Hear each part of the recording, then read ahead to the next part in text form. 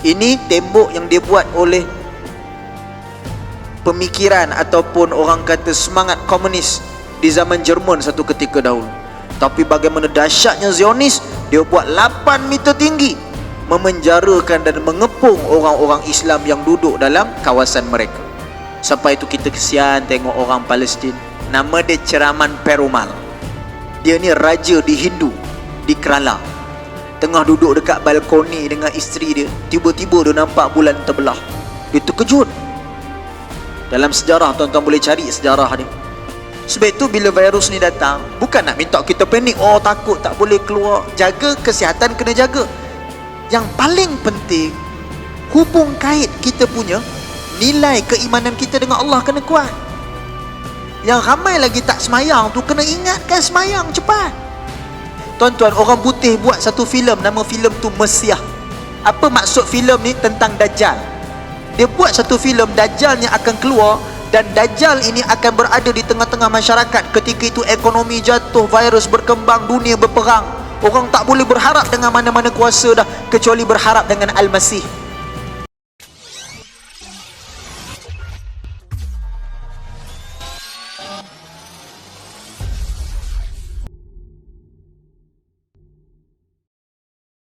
أعوذ بالله من الشيطان الرجيم بسم الله الرحمن الرحيم إن الحمد لله نحمده ونشكره ونستغفره ونستهديه ونتوب إليه ونعوذ بالله من شرور أنفسنا ومن سيئات أعمالنا من يهده الله فلا مضل له ومن يضلله فلا هادي له أشهد أن لا إله إلا الله وحده لا شريك له وأشهد أن سيدنا محمدا عبده ورسوله ونصلي ونسلم على سيدنا محمد وعلى آله وأصحابه وزوجته أجمعين أما بعد قال الله سبحانه وتعالى في القرآن العظيم بعد أعوذ بالله من الشيطان الرجيم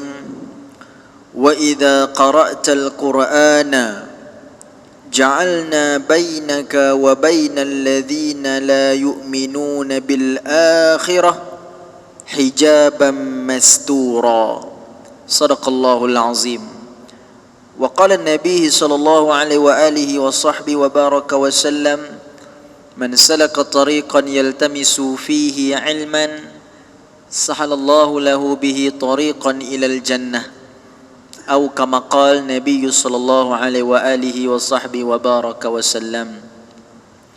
Yang berbahagia Al-Fadhil Tuan Imam, Tuan Bilal, pengerusi dan seluruh yang kuasa masjid, muslimin dan muslimat, para asatizah, para ustaz dan ustazah, muslimin muslimat yang dimuliakan Allah, bakal-bakal penghuni syurga Allah Subhanahu wa taala sekalian. Assalamualaikum warahmatullahi taala wabarakatuh. Alhamdulillah, syukur kita kehadrat Allah Subhanahu wa taala kerana dengan limpah nikmat kurnia Allah tidak terhingga syukur kita kepada Allah, kerana dengan kekuasaan dan kemuliaan Allah dapatlah kita bersama-sama pada malam ini untuk berkumpul dalam tempat yang cukup istimewa, dalam waktu yang cukup barakah, waktu diampunkan dosa-dosa anak-anak Adam ini, waktu yang sangat mustajab untuk berdoa, waktu di mana Allah Ta'ala meletakkan redha akan kepada hamba-Nya. Maka sebab itu kita bersyukur kepada Allah kerana waktu ini kita berada dalam halaqah, dalam rumah Allah yang Nabi SAW sabdakan dalam satu hadis, wa majtama'a qaumun fi baitin min buyutillah, dan tidaklah daripada mana-mana manusia yang berkumpul di dalam rumah-rumah Allah di atas muka bumi ini, yatlunal kitab wa yatadarasuna bainahum, Mereka itu membaca Al-Quran dan mengulang kaji apa yang terdapat di dalam Al-Quran. Illa, tidak lain tidak bukan, nazalat alaihimus sakinah. Pertama sekali mereka akan mendapat ketenangan jiwa. Tenang jiwa ni tak boleh beli dekat market. Tenang jiwa ni tak boleh kita beli dengan pangkat kuasa. Tenang jiwa ni tak ada ubatnya dekat farmasi, dekat hospital. Tenang jiwa ini dikurniakan oleh Allah, satu hadiah yang istimewa daripada Allah bila kita hadir dalam majlis ilmu. Betul, kalau ada kawan-kawan kita yang tersengguk sampai ke bawah tu, jangan marah. Tu tenang sangat tu. Itu sebab memang dia letih, mungkin sibuk kenduri, sibuk bawa anak berjalan. Tapi gagahkan juga nak datang majlis ilmu, terlelap dia dapat pahala lebih tu. Satu sebab penat-penat pun sungguh-sungguh tu sampai terlelap hadir juga majlis ilmu. Yang kedua sebab dia ada dalam majlis ilmu. Jadi jangan pula disebabkan dua kelebihan, dua pahala ni pakak ramai-ramai tidur pula.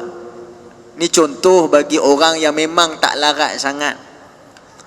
Yang kedua, wa ghasyiyatuhumur rahmah, mendapat mendapat rahmat daripada Allah. Apa maksud rahmat? Dibuka satu pintu kebaikan, ditutup satu pintu keburukan, dan dibuka satu pintu rezeki oleh Allah Subhanahu wa taala. Kadang-kadang ada orang serabut dekat luar sana ni, perniagaan tak untung, saham jatuh. Lagi-lagi sekarang akibat virus corona COVID-19 ni, banyak orang yang mungkin diberhentikan kerja, gaji jadi separuh, banyak benda yang kelang kabut, kedai tak boleh buka, orang tak boleh nak datang, takut nak keluar. Jadi pada ketika itu ramai orang serabut tentang rezeki ni. Ramai orang serabut tentang duit tak cukup macam mana. Tiba-tiba Allah Ta'ala aturkan dia datang majlis ilmu, Allah Ta'ala bagi ketenangan jiwa, bagi ilham untuk dia merancang kehidupan dia, tenang hati dia. Ini rahmat Allah. Yang ketiga, wa ghasyiyatuhumur rahmah wa hafathumul malaikah, mendapat naungan daripada para malaikat. Malaikat cepatkan doa kita disampai kepada Allah Subhanahu wa taala. Makbullah doa kita. Yang keempat, yang terakhir, wa dzakarahumullah fi man indah, nama-nama mereka yang duduk dalam majlis ilmu ini akan disebut-sebut, akan dipuji, akan masyhur oleh seluruh penduduk langit. Maka sebab itu tuan-tuan rahmati Allah, beruntung kita, syukur kita pada Allah. Kita perbaharui niat kita agar kita sama-sama mendapat keistimewaan ini dan kekal istiqamah kita dalam majlis ilmu, dalam setiap majlis-majlis kuliah-kuliah yang dianjurkan oleh pihak masjid. InsyaAllah tuan-tuan rahmati Allah, pada malam ini kita akan berkongsi bersama-sama dalam beberapa perkara yang mana insyaAllah kita mengambil ibrah dan pengajaran daripada apa yang berlaku di dalam bulan Rejab ini. Alhamdulillah, tadi imam pun membaca doa yang kita aminkan bersama-sama. Allahumma barik lana fima razaqtana. Betul ke tuan-tuan? Salah tu doa makan tu, memang angguk aja lah. Allahumma barik lana fi Rajaba wa Sya'ban wa ballighna Ramadan. Doa yang sering kali imam baca tiap kali masuk saja malam 1 Rejab, makna kita lazimkan bacaan ini. Nabi ajar pada kita, kata kunci pada doa ini supaya kita sungguh-sungguh nak melangkah masuk dalam bulan Ramadan. Buat persediaan, tahan lapar, tahan dahaga, buat amalan sunat banyak-banyak bermula daripada bulan Rejab. Nak buat apa sahaja, nak mulakan membaca Quran, bukan dah masuk Ramadan baru kita nak mula baca Quran, tapi bermula sekarang kita dah mula latih diri kita untuk kerap kali membaca Quran. Sebab itu ini ajaran dan disiplin yang cukup lengkap yang Nabi ajarkan kepada kita supaya kita tak kelang kabut bila menjelangnya masa, yang masa itu sangat padat dan sangat terhad, iaitu masa dalam bulan Ramadan. Maka sebab itu bila masuk bulan Rejab, kali ini kita betul-betul nak buat satu persediaan. Ramadan yang lepas, Rejab dan Sya'ban yang lepas sudah pun berlalu.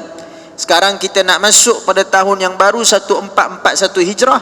maka kita nak tunaikan kewajipan kita sebaik mungkin kepada Allah Subhanahu wa taala. Maka untuk mendapat semangat dalam bulan Rajab ini, jom sama-sama kita tengok apa agak-agaknya yang menarik dalam bulan Rajab. Yang pertama, semua orang faham dan semua orang maklum yang berlaku dalam bulan Rajab ini lahirnya Imam Asy-Syafi'i, imam mazhab kita.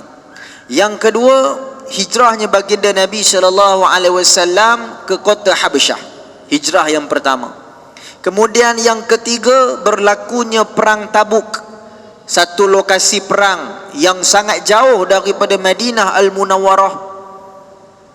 Sebelum berlakunya perang Tabuk ataupun sebelum diarahkan oleh Nabi untuk pergi ke perang Tabuk, Tabuk ni dia duduk dekat kawasan Jordan dah. Maksudnya dah masuk dalam kawasan Syam, paling jauh. Maknanya Saudi tu, hari ni kita kata Arab Saudi nak pergi ke Syam, nak pergi ke Jordan, kalau naik kapal terbang tu 2 jam. Kalau naik bas saya pernah pergi 8 ke 9 jam. Jauh. Bayangkan pada ketika itu dalam perang Tabuk, Allah Ta'ala uji. Sebelum Nabi kata esok kita nak pergi perang Tabuk, seminggu tu kering kontang kemarau. Pokok tak nak tumbuh, buah tak nak keluar, kambing, kerbau, unta, lembu semua kurus. Hujan tak turun berminggu-minggu. Bila sampai saja seruan nak pergi perang Tabuk, Allah Ta'ala turunkan hujan. Jadi di ujian ni, sama ada nak jaga harta tanaman ni tadi ataupun nak ikut arahan Nabi pergi perang. Ni perang Tabuk. Banyak sejarahnya kita boleh ambil. Ni saya sebut sikit-sikit, saya bagi bunga-bunga aja, supaya esok kita boleh ulang kaji sama-sama. Yang keempat, pembebasan Baitul Maqdis oleh Sayyidina Umar ibn Khattab. Sebab itu hari ini bagaimana orang barat menjadikan Baitul Maqdis ini sebagai tempat yang suci juga bagi mereka, dan mereka buat segala macam agar Baitul Maqdis ini terus dipegang dan terus dijajah oleh mereka. Betul, kalau siapa yang pernah pergi ke Baitul Maqdis, saya pun ada alhamdulillah sedikit pengalaman sampai ke sana. Bila kita masuk, kita tengok beberapa tempat dan lokasi, sungguh besar kuasa Allah Subhanahu wa taala. Dan antara yang paling istimewa bila kita sampai Baitul Maqdis itu, kita nampak bagaimana kesiannya orang Islam di sana hidup dalam terpenjara. Kalau tuan-tuan tengok tembok yang memisahkan antara kawasan orang Islam dengan kawasan Israel itu, tembok ini 8 meter tinggi. 8 meter tinggi. Kalau kita pergi ke Jerman, ke Berlin di Jerman, ada satu tembok yang memisahkan antara Jerman Timur dan Jerman Barat satu ketika dahulu. Tembok itu 4 meter saja. Ini tembok yang dia buat oleh pemikiran ataupun orang kata semangat komunis di zaman Jerman satu ketika dahulu. Tapi bagaimana dahsyatnya Zionis, dia buat 8 meter tinggi, memenjarakan dan mengepung orang-orang Islam yang duduk dalam kawasan mereka. Sampai itu kita kesian tengok orang Palestin, kita kesian tengok anak-anak Palestin, tanah mereka dirampas. Sebab itu kita kena doa banyak-banyak. Sebab itu kita kena doa banyak-banyak agar Allah Ta'ala bagi kebaikan kepada umat Islam, terutamanya di Al-Aqsa, iaitu di Baitul Maqdis di Palestin.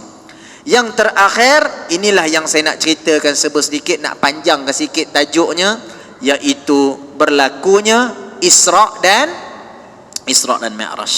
InsyaAllah dalam kalender kita pun ada tulis Isra dan Mi'raj. Kalau tak silap saya 22 Mac 22 Mac Isra dan Mi'raj. Tuan-tuan, Isra dan Mi'raj ni kita nak sambil-sambil kita buat sharing lah, perkongsian. Malam ni bukan kuliah sangat pun, kongsi-kongsi je lah, supaya kita dapat sedikit manfaat.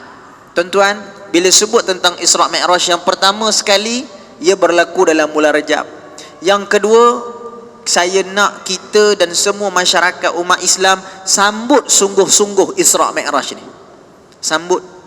Bukan sekadar kita tahu hari itu Isra Mi'raj, bukan sekadar kita berceramah Isra Mi'raj, bukan sekadar kita bagi tahu orang, hari ni Isra Mi'raj, cuti kot.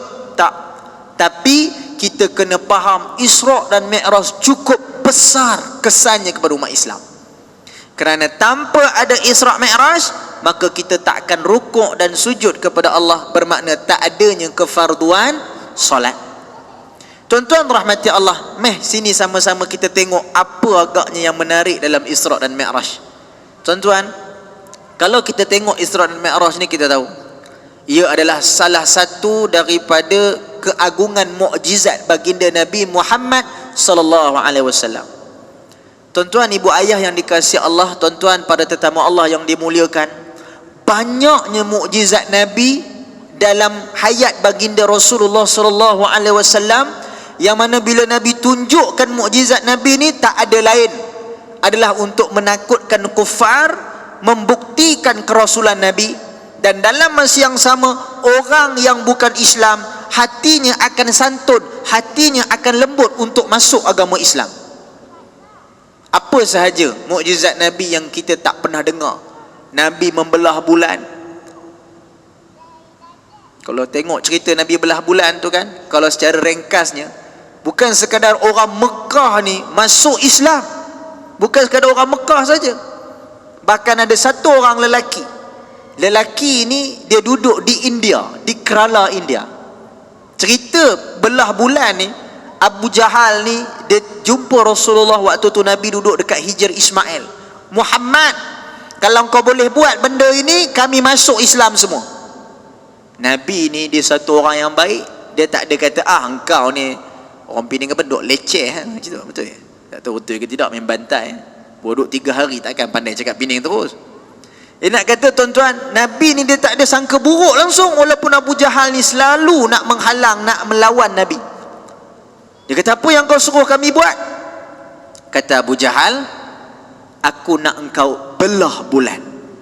Kalau Musa boleh membelah lautan, engkau Nabi, engkau kata engkau Muhammad, engkau Rasulullah, engkau Nabi, kau mesti boleh belah bulan. Bayangkan tuan-tuan, bulan tu tinggi tu. Kalau laut Nabi Musa tu depan mata, boleh sentuh, ni bulan tak boleh sentuh. Pada ketika itu Nabi kata, okey, kita buat. Bila Nabi nak buat saja, Abu Jahal kata, jangan buat kat dalam kawasan Kaabah ni. Sebab banyak kali kalau kau buat dalam kawasan Kaabah ni, mesti kau menang. Sebab apa tuan-tuan? Memang banyak kali bila Nabi duduk dalam Kaabah, orang nak buat tak baik dekat Nabi, mesti Nabi akan menang. Contohnya, pernah sekali Abu Jahal datang nak letak kaki dia dekat belakang kepala Rasulullah, belakang leher Nabi. Abu Jahal kata dekat orang Quraisy, kau tengok ni, aku nak pergi letak kaki aku belakang leher dia. Orang Quraisy kata, jom kita tengok Abu Jahal ni. On the way Abu Jahal nak pergi pijak kepala Nabi SAW, maka ketika itu belum sempat dia pijak, tergolek dia. Abu Jahal balik berlari belakang orang pembesar Quraisy. Dia kata, oh, Muhammad punya sihir kuat, belum sempat nak sentuh dia, aku dah berpusing dah. Kata Rasulullah pada Abu Bakar, kalau sempat Abu Jahal letak kaki dia belakang leher aku, maka Allah akan mengoyakkan jasadnya seperti mana kita mengoyakkan kertas. Banyak benda yang lain yang menyebabkan dalam kawasan Kaabah ni Nabi mesti menang. Contohnya Ummu Jamil bin Harab. Siapa Ummu Jamil bin Harab? Isteri kepada Abu Lahab. Kan bila Abu Lahab marah kat Nabi, bila Nabi kumpul orang Mekah, Nabi kata, percaya tak kat belakang aku ni ada satu kumpulan tentera yang nak menyerang kamu. Orang Mekah kata, kami percaya Muhammad bukan sebab ada tentera, sebab engkau ni memang tak pernah menipu. Abu Lahab datang, tabat celaka ya Muhammad, celakalah engkau wahai Muhammad, adakah kerana benda ini kau kumpulkan kami? Maka turunlah ayat daripada Allah, surah Al-Masad, tabat yada abi lahabin wa tab, celakalah kedua tangan Abu Lahab. 6 bulan sebelum Abu Lahab meninggal dunia, sakitnya dia, menderitanya dia kerana ayat ini. Tabbat yada abi lahabin wa tab ma aghna anhu maluhu wa ma kasab sayasla naran dzata lahab. Ayat tu sampai tu je. Kenapa ada wamra'atuhu hammalatal hatab? Kenapa ada isteri dia pula yang termasuk dalam ayat ni? Yang duk marah Nabi tadi Abu Lahab isteri dia tak ada pun. Rupanya ni cerita dia, bila Abu Lahab menderita sakit akibat orang berulang tabat siada abi lahabin watab, tabat siada abi lahabin watab, celakalah Abu Lahab, celakalah Abu Lahab. Dia sakit, dia tension, duduk dalam rumah. Isteri dia marah dekat orang-orang yang baca ayat ni. dia pun pergi masuk nak bertemu dengan Nabi dekat dalam kawasan Mekah, yang mana orang cakap Nabi ni tak ada tempat lain, Muhammad ni tak ada tempat lain yang dia selalu lepak dekat Kaabah lah. Waktu tu Kaabah banyak berhala lah. Ni belum dakwah secara terang-terangan lagi, belum hijrah lagi, awal-awal. Ummu Jamil ketika itu dia bawa di kiri kanan dia batu.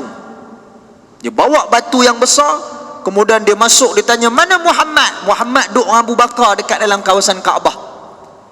Ummu Jamil ni berjalan masuk dalam keadaan yang marah, nak ambil batu, nak campak dekat Rasulullah. Bila Abu Bakar nampak Ummu Jamil datang bawa batu, Abu Bakar cakap dekat Nabi, ya Rasulullah, aku takut kalau dia nampak engkau, dia campak batu dekat engkau. Abu Bakar kelang kabut dia, alamak, ni tak pasal-pasal Nabi kena baling batu ni. Nabi duduk sebelah aku ni, macam mana nak buat ni? Abu Lahab tak boleh, Abu Jahal tak, Abu Bakar, banyak sangat Abu, saya pun dah tersalah nama. Abu Bakar dah tak boleh nak buat apa dah. Dia dah kelang kabut, dia dah panik sebab Ummu Jamil datang nak ambil batu, nak baling kat Rasulullah. Rasulullah elok duduk sebelah dia. Ummu Jamil datang depan Abu Bakar, dia jerit Abu Bakar, "Oi Abu Bakar, mana Muhammad? Mana Muhammad?" Suka-suka kata suami aku celaka, mana Muhammad? Dia tu yang celaka. Kau nampak tak batu ni?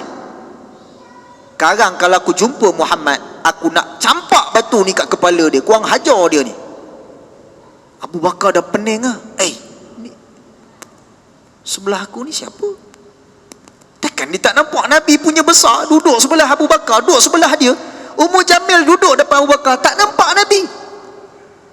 Abu Bakar terkejut. Mana Muhammad? Kau jangan nak sembunyikan dia. Kejap lagi kalau kau jumpa dia, cakap aku nak baling batu dekat dia. Ummu Jamil patah balik keluar daripada kawasan Kaabah. Abu Bakar terkejut. Apa berlaku ni? Nabi pun terus sebut kepada Abu Bakar, baca ayat 45 surah Al-Isra. Wa idza qara'tal Qur'an ja'alna bainaka wa bainal ladzina la yu'minuna bil akhirati hijaban mastura. Sesungguhnya apabila engkau membacakan Quran, maka kami jadikan antara engkau dan antara orang yang tidak beriman dengan hari akhirat itu satu hijab. Dia tak nampak kita. Maka Allah Ta'ala pelihara Nabi, Ummu Jamil tak nampak Nabi. Tu dalam kawasan Kaabah tu. Maka sambunglah ayat tadi, wa mra'atuhu hammalatal hatab. Esok hari akhirat, Ummu Jamil esok dia akan bawa kayu-kayu api, akan bakar suami dia. Tu sambung cerita tu.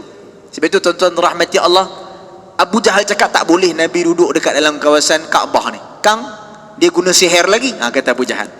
Jadi Abu Jahal kata kat Nabi, Muhammad, jom kita keluar daripada kawasan masjid. Nampak tak bukit tu? Nama bukit tu Jabal Abu Qubais. Tuan-tuan tahu Jabal Abu Qubais kat mana? Esok kalau tuan-tuan pergi umrah, kalau tuan-tuan dapat pergi haji, minta-minta selesailah cepat urusan COVID-19 ni, coronavirus semua ni dihilangkan cepat oleh Allah. Kita umat Malaysia, orang Islam ni boleh pergi buat umrah, buat haji.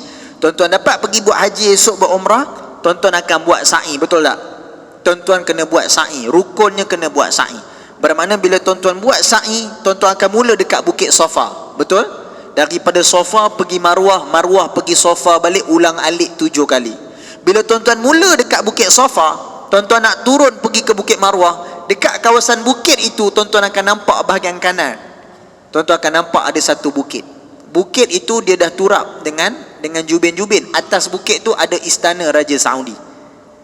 Bahagian mana ni ustaz? Tak ingatlah ustaz. Alah, kalau tuan-tuan tengah buat sa'i tiba-tiba sakit perut, tuan-tuan nak pergi bilik air, kan tuan-tuan keluar naik tangga sikit pergi kawasan toilet belah kanan tu. Itulah kawasan perkampungan Quraisy, dan kawasan bukit itu adalah kawasan bukit Jabal Abu Qubais. Di situlah ketika mana yang dicerita dan diriwayatkan ketika Nabi Nuh alaihissalam, zaman Nabi Nuh, bumi ini banjir besar, maka Allah Ta'ala pelihara Hajarul Aswad naik ke atas puncak Jabal Abu Qubais. Begitu juga ketika mana Nabi membelah bulan, Abu Jahal kata dekat Nabi, jom naik atas bukit ini, kau belah bulan, orang Mekah semua boleh tengok. Jadi bila Nabi naik dekat atas bukit tersebut, akhirnya Nabi membelah bulan. Nabi tunjukkan, Nabi isyaratkan bulan terbelah dan kemudian dimasukkan kembali, dicantumkan kembali. Abu Jahal cakap apa? Ini masih lagi sihir. Sebab itu tuan-tuan, ada orang ni, dia buat macam mana pun, kita cakap macam mana, kalau hati ni tak nak, hati dah gelap, memang tak nak sungguh dah. Bukan dia nak terima pun, dia saja nak mengejek gitu. Akhirnya Abu Jahal cakap apa? Macam ni lah, kalau apa yang kami nampak ni betul, belum lagi dikatakan sebenar-benarnya ini yang kau buat, mungkin sihir. Tak apa, kita tunggu orang-orang yang datang daripada luar, yang tengah berjalan dekat atas padang pasir tu.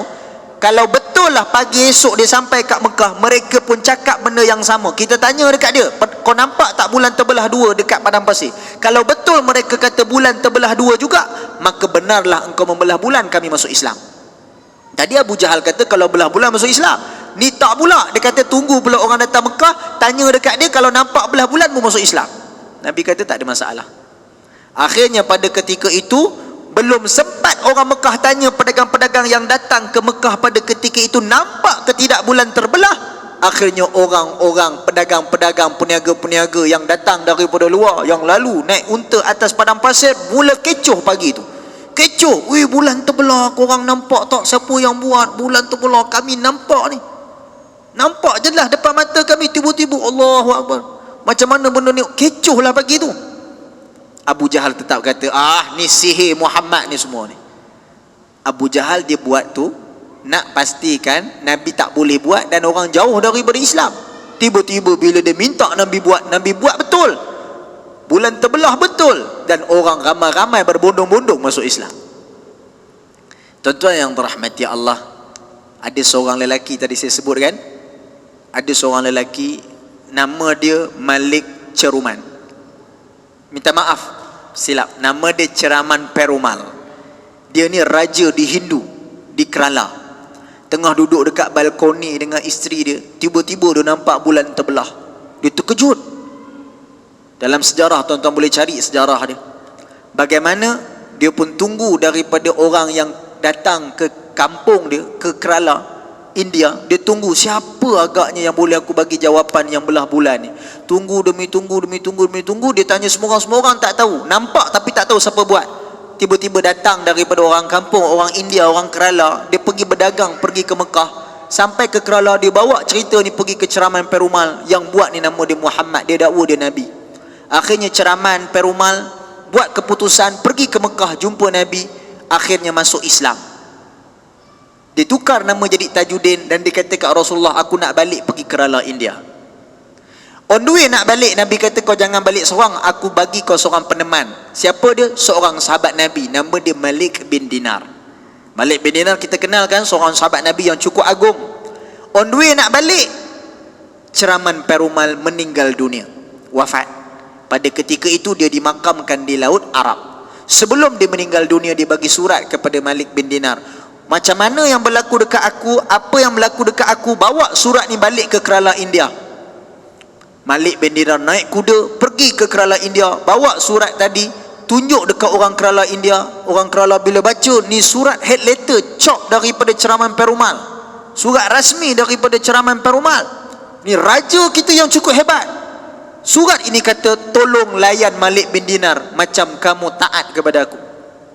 Maka ketika itu orang cakap, apa yang kamu nak, kami boleh bagi. Malik bin Dinar kata, aku tak nak apa-apa. Bermula pagi esok, aku nak dakwah seluruh orang Kerala India. Akhirnya semua masuk Islam, dan terbinanya masjid yang paling lama di Kerala India. Sehingga hari ini masih lagi ada, tuan-tuan tengok dalam internet, cari gambar dia, nama masjid itu Masjid Malik Ceraman. Malik diambil daripada nama Malik bin Dinar, Ceraman diambil daripada Raja Ceraman Perumal. Sebab itu rumah ibadat yang paling tertua di Kerala India adalah masjid yang dibina oleh Malik bin Dinar.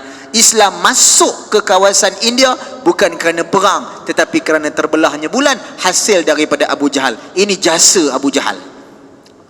Jasa Abu Jahal tu, dia ingat benda tu boleh buat orang jauh dengan Islam, tapi akhirnya benda itu orang India yang tak kenal Nabi jauh boleh masuk Islam. Tuan-tuan dirahmati Allah, banyak lagi lah cerita yang menyebabkan Abu Jahal ni buat macam-macam, tapi orang tetap nak masuk Islam. Tibalah satu mukjizat yang paling agung, Isra dan Mi'raj. Tuan-tuan, Abu Jahal ni hari-hari dia perhati muka Rasulullah, hari-hari dia tengok muka Rasulullah. Dia seronok bila Nabi ni dalam keadaan yang sedih. Mana tak sedih? 620 Hijrah, Khadijah, Abu Talib meninggal. 621 Hijrah, Khadijah pula meninggal. Dia seronok, padan muka engkau, hidup seorang-seorang lah kau, lonely, single, padan muka engkau. Nabi nak senyum susah sebab orang yang Nabi sayang dah tak ada, yang menjadi tulang belakang kepada dakwah Nabi dah tak ada. Orang makin teruk hentam Nabi. Abu Talib dengan Khadijah bila tak ada, orang Mekah duk kecam Nabi, duk hina Nabi, duk macam-macam buat dekat Nabi. Akhirnya Allah Ta'ala pada tahun 622 Masihi, Allah Ta'ala angkat Nabi dalam peristiwa Isra' dan Mi'raj. Dalam Isra' dan Mi'raj saya tak payah cerita, tuan-tuan dah tahu dah cerita apa yang Nabi nampak, apa yang Nabi saksikan. Benda yang paling utama bila Nabi bergerak daripada Hijr Ismail pergi sampai ke Al-Aqsa, daripada Al-Aqsa Nabi naik terus ke langit dalam peristiwa Isra' dan Mi'raj. Bila selesai itu, apa yang Nabi nampak? Nabi dipaparkan syurga, Nabi bertemu dengan Allah, Nabi dapat ajaran dan juga amalan salat. Bila Nabi naik atas tu, Nabi nampak setiap langit-langit ni malaikat, beribu-ribu malaikat sujud rukuk semayang pada Allah. Masa tu belum ada lagi. Nabi naik, Nabi kata dalam hati Nabi, seronoknya lah kalau aku dengan umat aku dapat buat amalan macam ni. Maka sebab itulah bila naik bertemu dengan Allah, Allah Ta'ala perintahkan pada Nabi untuk buat sesuatu yang Nabi suka, iaitu solat.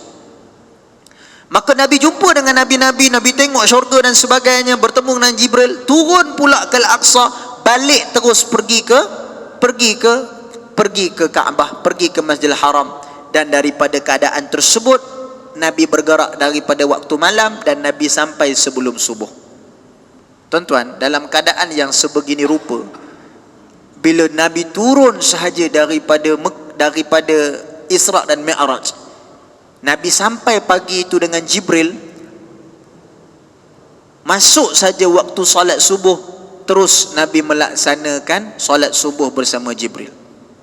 Isyak pun dah masuk, kita azan dahulu.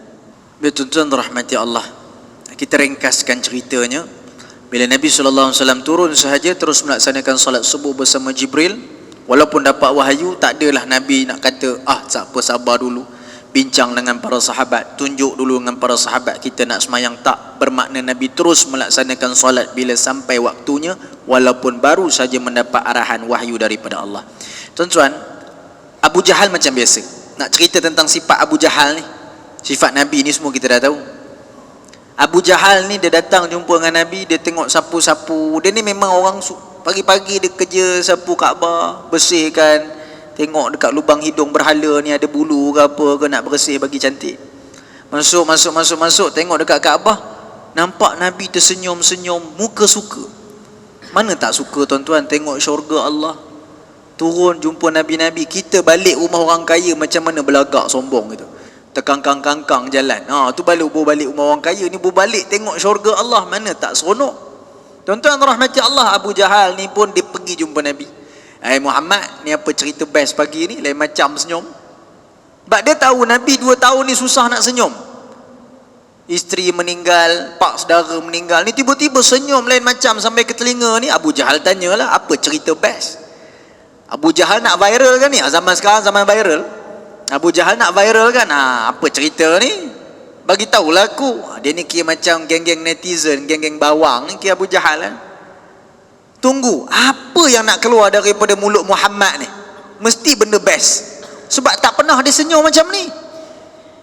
Nabi pun cerita, malam semalam aku pergi ke Baitul Maqdis, daripada Baitul Maqdis Allah bawa aku pergi ke Mi'raj, kemudian begitu-begitu, cerita panjang. Dan subuh tadi selesai saja aku terus bawa sini semayang dengan Jibril. Nabi cerita total. Nabi bukan boleh bohong macam kita. Tak ada macam kita. Kenapa senyum? Adalah. Awak tak payah tahulah. Awak kalau tahu pun niat awak ni, hati awak busuk. Tak ada. Tak ada. Nabi tak ada kata, alah, nanti saya update. Tak ada. Nabi terus cerita dekat Abu Jahal. Abu Jahal ni bila dia dengar, dia minta Nabi ulang balik. Pergi mana tadi? Nabi ceritalah, aku daripada sini pergi. Pergi mana? Baitul Maqdis. Bukan semalam kau dengan kami ya? Aku pergi lepas isyak tu lah, terus bergerak. Abu Jahal kata ni cerita best. Ni best punya cerita ni. Okay Muhammad, kau jangan cerita panjang-panjang. Kau cerita malam semalam kau pergi Baitul Maqdis je. Boleh? Allahu Akbar. Nabi ni orang baik tuan-tuan. Ni kita kalah. Nabi kata apa? Boleh aku ceritakan. Tapi nak cerita kat siapa? Sebab apa Nabi tanya macam tu? Sebab Abu Jahal ni dia tak pernah bagi langsung Nabi bercakap. Nak bercakap kat Mekah ni mana boleh suka-suka. Abu Jahal je yang boleh keluarkan tauliah nak bercakap ni. Nak bercakap umum dekat orang ramai atas pentas pakai mikrofon, siap ada rakaman semua ni. Tak boleh. Abu Jahal yang kena bagi permission. Tiba-tiba Abu Jahal kata, kejap lagi aku kumpul orang Mekah. Aku sediakan tempat yang tinggi, engkau diri atas tu, kau cakap malam semalam kau pergi Baitul Maqdis. Nabi kata apa? Naklah. Sebelum ni aku terhalang dari buat kerja dakwah. Aku nak bawa orang kenal Tuhan, tak boleh. Tiba-tiba kau bagi kebenaran, mestilah aku nak. Nampak Nabi?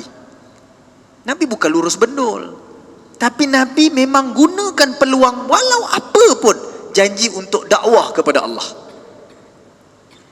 Tuan-tuan bayangkan Abu Jahal ni orang yang duk hentam Nabi, tiba-tiba dia kumpul orang Mekah.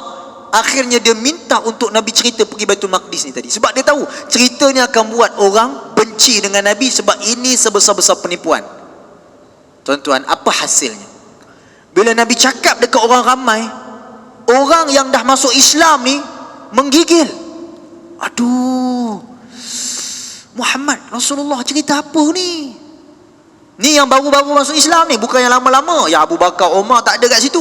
Yang baru-baru. Aduh, Muhammad cerita apa ni? Benda lain kami boleh terima lagi, ni cerita dah merepek sangat dah ni.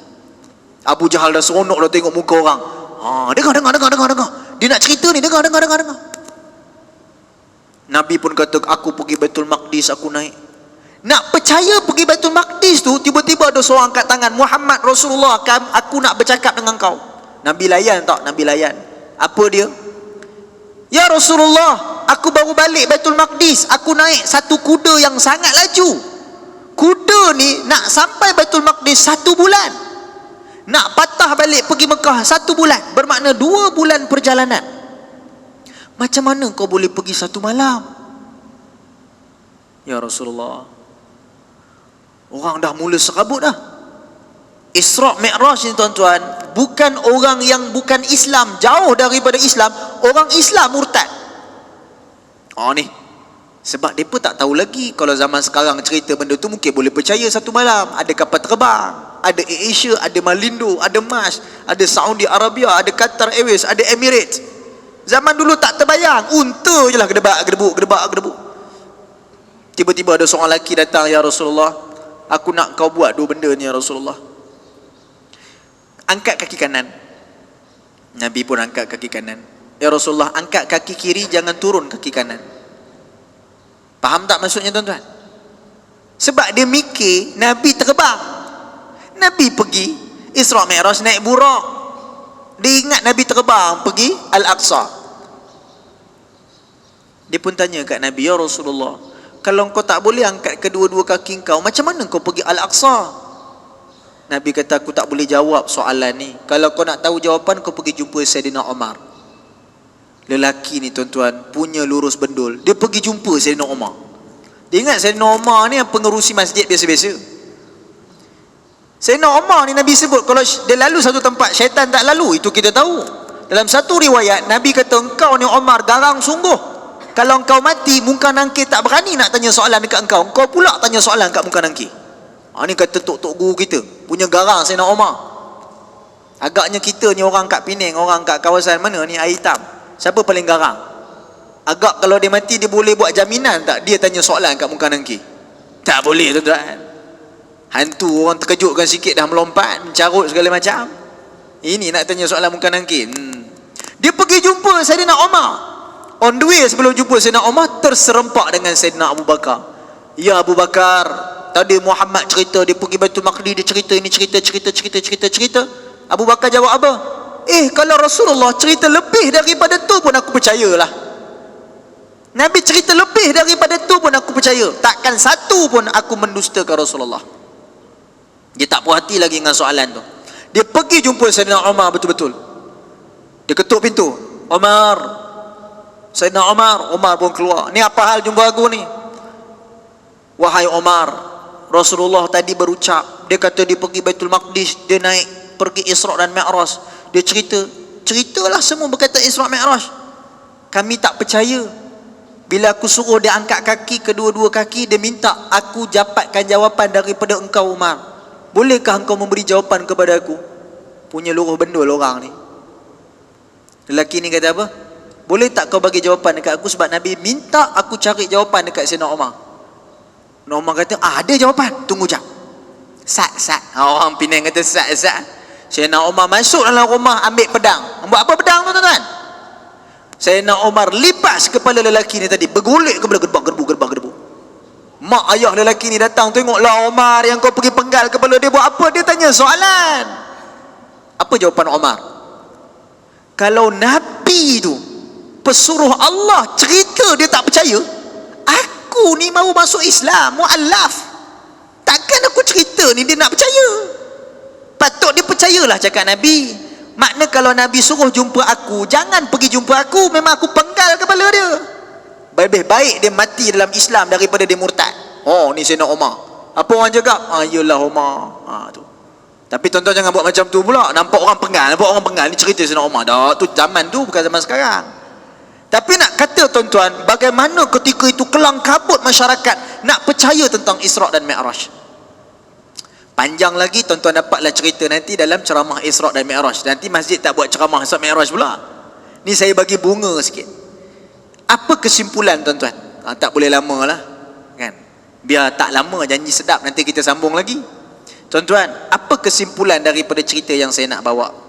Dalam banyak-banyak mukjizat Nabi, mukjizat Isra' Mi'raj ini satu mukjizat yang cukup besar kesan kepada umat Islam. Kita hari ini percaya sebab kita nampak kapal terbang. Kita boleh faham macam mana Nabi itu bawa keadaan yang cukup susah nak bawa agama Islam. Agak-agak lah tuan-tuan, bila Nabi cerita Isra' Mi'raj tu, kita tu Allah wa'iyadzubillah lah, kita ni nak percaya Nabi sungguh ke, ataupun kita nak ikut Abu Jahal, ataupun kita nak ikut orang lain? Kalau kita lah diuji zaman Nabi Musa tu, Nabi Musa yang hidup dalam keadaan yang miskin, Fir'aun hidup dalam keadaan yang kaya, Fir'aun ada segala-galanya, Fir'aun ada kuasa. Agak-agak kita hidup zaman Nabi Musa, kita nak duduk belakang Nabi Musa ke nak duduk belakang Fir'aun? Tak tentu lagi tuan-tuan. Sebab itu tuan-tuan rahmati Allah, Isra' dan Mi'raj ni kita kena faham sungguh. Dia adalah hubungan iman yang melepasi logik akal. Okey, kita cerita mudah macam ni.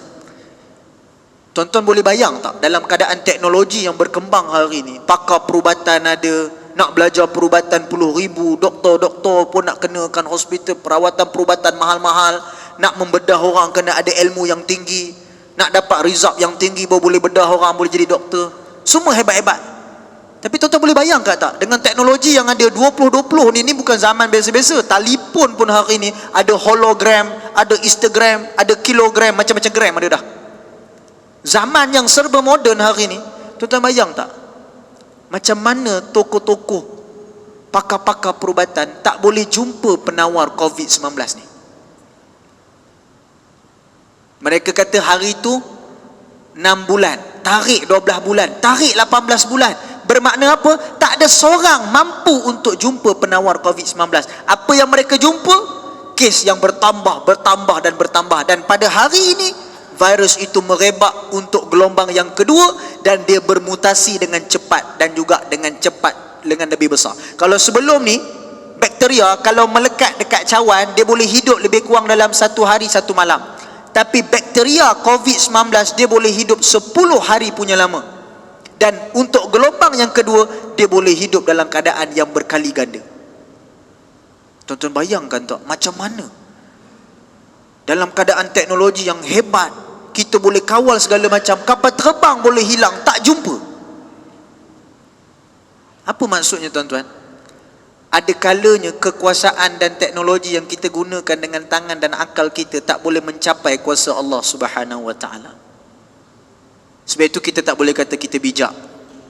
Kita tak boleh kata kita pandai. Kita tak boleh kata kita hebat. Kita tak boleh kata dunia ini kita boleh petik macam Thanos dalam cerita Avengers tu. Semuanya akan hidup, semuanya boleh hancur. Kecuali illa biiznillah, kecuali dengan izin Allah. Sebab itu bila virus ni datang, bukan nak minta kita panik, oh takut tak boleh keluar. Jaga kesihatan, kena jaga. Yang paling penting, hubung kait kita punya nilai keimanan kita dengan Allah kena kuat. Yang ramai lagi tak semayang tu, kena ingatkan semayang cepat. Dulu orang tak nak makan makanan yang halal. Orang makan ikut dan, mana yang terbang mereka makan, kecuali kapal terbang mereka tak makan. Mana yang berempat kaki mereka telan, kecuali meja mereka tak telan. Hari ni mereka cari makanan halal. Yang kita ni pula boleh tak kisah nak makan apa, janji makanan tu sedap. Dulu mereka ni dalam keadaan nak mandi pun susah. Kalau pergi toilet, tuan-tuan boleh pergilah, dia calit aja. Hari ni mereka anjurkan basuh tangan kena lebih 5 kali satu hari. Kita berwuduk lebih daripada 5 kali satu hari. Tuan-tuan, apa maksud dia? Faruddu ilallahi wa rasulih, kembalilah kita kepada Allah dan Rasul. Allah Ta'ala nak bagi satu teguran supaya kita berfikir mana yang masih lagi belum lagi untuk sama-sama kembali atas jalan Allah. Baliklah cepat-cepat. Dah tak ada masa dah. Zaman sekarang bukan zaman nak bergaduh, zaman nak mikir apa yang kita ada, apa yang kita cukup, harta kita. Tuan-tuan, orang putih buat satu filem, nama filem tu Mesiah. Apa maksud filem ni? Tentang Dajjal. Dia buat satu filem, Dajjal ni akan keluar, dan Dajjal ini akan berada di tengah-tengah masyarakat. Ketika itu ekonomi jatuh, virus berkembang, dunia berperang. Orang tak boleh berharap dengan mana-mana kuasa dah, kecuali berharap dengan Al-Masih. Kita orang Islam, Al-Masih penyelamat itu adalah Imam Mahdi. Tapi mereka anggap Al-Masih itu Dajjal. Ni, tonton cari Al-Masih. Nama dia, filem ini Mesiah, 10 episod. Orang UK buat, orang putih buat cerita ni. Tanyalah budak-budak muda yang tengok Netflix, tengok movie ni. Dah katam habis. Tuan-tuan, Mesiah ni nak bawa gambaran bila dunia kelang kabut, orang pakat beli tiket, orang pakat beli flight nak pergi ke UK, nak pergi ke negara orang putih, nak pergi jumpa dengan Mesiah. Sebab apa? Mesiah ni dia manusia macam biasa. Dia buat satu live video. Dalam filem ni dia tunjuk punya hebat orang putih. Dia buat live video, dia kata, hari ni aku akan tunjukkan kekuasaan aku. Aku akan tunjukkan bukti yang aku ni adalah penyelamat. Datang dan berkumpul di situ. Satu dunia datang berbondong-bondong untuk tengok apa agak-agaknya yang dia nak buat. Waktu tu US nak tangkap dia, Israel nak tangkap dia, semua nak tangkap sebab dia ni bagi kacau bilau masyarakat. Tapi masyarakat waktu tu semua percaya yang dia ni penyelamat. Sebab itu tuan-tuan, orang putih pun buat cerita Dajjal ni. Waktu itu apa yang berlaku? Ada sebahagian lepas daripada filem tu dipaparkan, bila tengok dekat Twitter, dekat internet, sebahagian daripada orang kita, orang Melayu Islam kita, budak-budak muda, dia kata lah kesiannya kat orang ni. Kenapalah sebelum ni aku dengar Dajjal ni jahat, Dajjal jahat, handsome Dajjal ni. Baik dia ni. Dia nak ajak orang, nak selamatkan orang. Ni Twitter ni, beribu Twitter di kalangan budak-budak muda sejak dilancarkan pada Januari 2020 baru ni. Dia pilih tarikh Januari 2020 untuk keluarkan filem ni. Budak-budak muda orang Islam satu dunia, tak kira mana negara pun, dia kata menyampaikan simpati kepada Al-Masih ni. Hebat tak? Sebab itu tuan-tuan, zaman kita dah zaman yang paling ujung dah. Kita dah tak ada masa untuk kita duduk dalam keadaan yang senang lenang. Sebab itu Isra' dan Mi'raj ni dia bukan tentang salat, bukan tentang Nabi jumpa itu, jumpa ini. Itu kita dah tahu. Yang kita tak tahu adalah macam mana hubungan kita dengan sesuatu yang lebih jauh daripada logik akal, yang manusia tak boleh nak capai. Manusia tak boleh nak catch up langsung. Kita tak boleh nak tangkap langsung. Apa jawapannya? Jawapannya adalah hubungan hati kita dengan Allah Subhanahu wa ta'ala. Kalau iman manusia ni masih lemah, boleh percaya benda-benda macam tu. Kalau hiburan datang kita lalai, kalau waktu solat kita masih sia-siakan, tuan-tuan, maka ianya akan berterusan merebak, menyebabkan ramai manusia akan terus musnah dan terhapus. Kalau nak Allah Ta'ala terima doa kita agar dihapuskan balak dan bencana, ni balak lah tuan-tuan. Kalau lama sangat ni balak lah.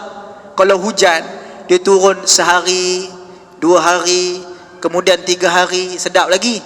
Kalau dah sebulan hujan, longkang tak sempat nak bersih, banjir habis masyarakat, orang kakak bala. Tapi kalau hujan sikit-sikit lepas panas, tu rahmat juga. Sakit sikit-sikit ni rahmat juga. Tapi kalau dah berapa bulan dah hari ni tak jumpa lagi jawapannya, makin teruk, ini musibah yang kalau nak Allah Ta'ala terima doa kita agar dihilangkan balak dan wabak ini, kembalilah kepada jalan Allah. Ajaklah manusia kepada kebaikan. Tak kira agama, tak kira bangsa. Cukup-cukuplah kita bergaduh, cukup-cukuplah kita hasad dengki, cukup-cukuplah kita buat benda-benda yang tak baik. Pilihlah jalan kebaikan melalui jalan agama ini. InsyaAllah sekadar itu sahaja yang boleh sama-sama saya kongsikan pada malam ini. Saya ucapkan terima kasih kepada pihak masjid yang menjemput saya, pada sahabat kita yang design gambar saya daripada muka tak handsome jadi putih, jadi lain macam muka tu. Jadi alhamdulillah ramai kawan-kawan dengki cakap ini edit sungguh, bukan saya buat, orang Penang yang buat. Alhamdulillah pada tuan-tuan puan-puan yang hadir pada malam ini, juga pada muslimin dan muslimat, insya-Allah terima kasih. Moga-moga kita mendapat pengajaran pada perjumpaan kita pada malam ini. Terima kasih, insya-Allah moga-moga Allah Subhanahu wa taala memberi kebaikan dan juga kejayaan kepada kita semua. Tuan-tuan rahmati Allah, sebagai penutup, di luar sana insya-Allah sahabat saya saudara Zul yang hari ini akan bersama-sama dengan saya menguruskan perjalanan saya di sini. Tuan-tuan kena kenal ni saudara Zul, ni angkat tangan sikit tangan. Kena tengok sikit.